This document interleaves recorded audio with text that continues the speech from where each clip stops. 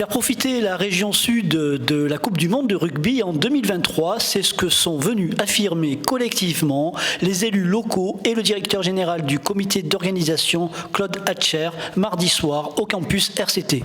Comment imaginer avoir 10 matchs dans la région et ne pas donner à Toulon une place privilégiée? C'était pas possible depuis le départ, donc on va poursuivre nos engagements. On va faire en sorte que Toulon soit au centre de la Coupe du Monde pendant toute la durée de la compétition en 2023. Toulon, avec son centre d'entraînement flambant neuf, pourrait devenir le camp de base d'une équipe. La seule question à se poser, c'est à quelle équipe en premier on va faire visiter les installations. Parce que la première qui va les visiter, elle va nous dire... Parce que vous savez, le manager a 3 choix. On lui propose 3 sites dans la région. Mais la première à qui on va le proposer va nous dire, mais nous, on veut venir là. Donc on va essayer de choisir la bonne équipe. Après, je ne vais pas vous donner le nom de l'équipe, mais si vous regardez le calendrier, vous avez quand même un pays qui doit être champion du monde, qui joue 2 matchs à Marseille.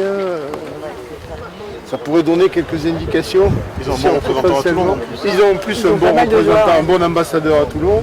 Apparemment, l'Afrique du Sud semble être en pole position pour qu'on leur propose Toulon comme camp de base.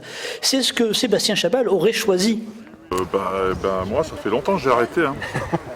Et je me dis que j'aurais adoré évoluer dans un club avec des telles installations. C'est assez incroyable, c'est dingue. Tout a été pensé pour que les joueurs puissent s'entraîner dans les meilleures conditions, puissent aller